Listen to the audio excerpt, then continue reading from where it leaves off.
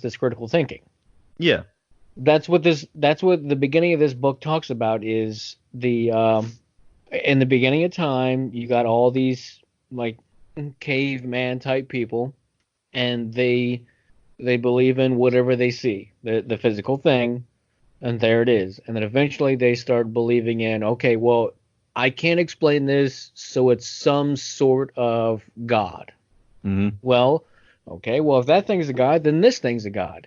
And if that thing's a God, then that's got a God, and that's got a God that controls it, and we got to sacrifice this thing to appease this God, and we got to appease this God and that God and that God, bunch of gods. And another one came along and said, no, whoa, guys, let's just one God. There's one omnipotent God, just one of them. We Mm-hmm. just have one. And then everything was hunky dory for a couple hundred years, few hundred, maybe 1,000 years, and then everybody's like, this God character. What about this God character? We can explain this thing and this thing because we studied this thing and this thing. This is the science. We can recreate this. If I can does that mean I'm a god if I can recreate this? If I can recreate this thing that happens in nature, does that mean I'm a god?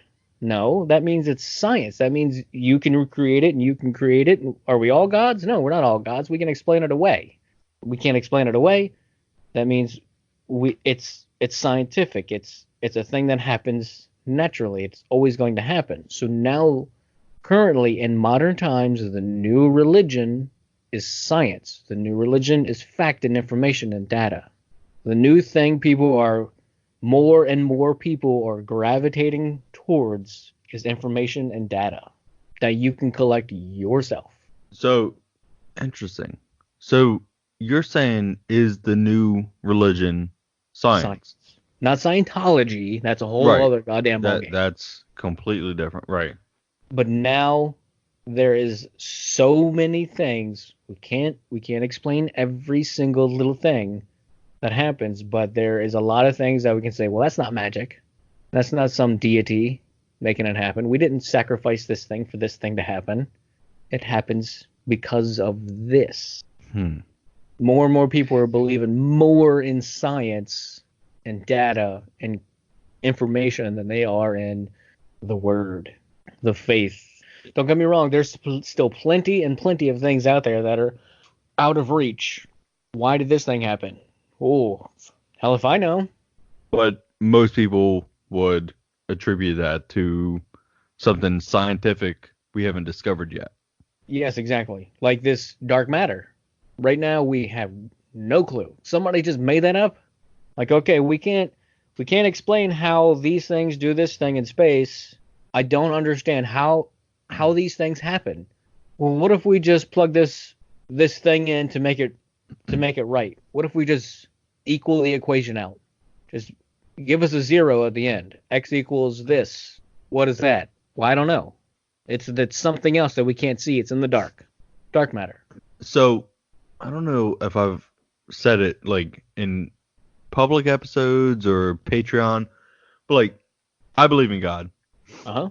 And so when we talk about shadow people Yeah. or ghosts and people want to explain that as science, like parallel universes or whatever, it's paranormal.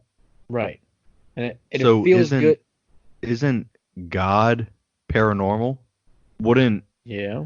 that stuff be paranormal by definition?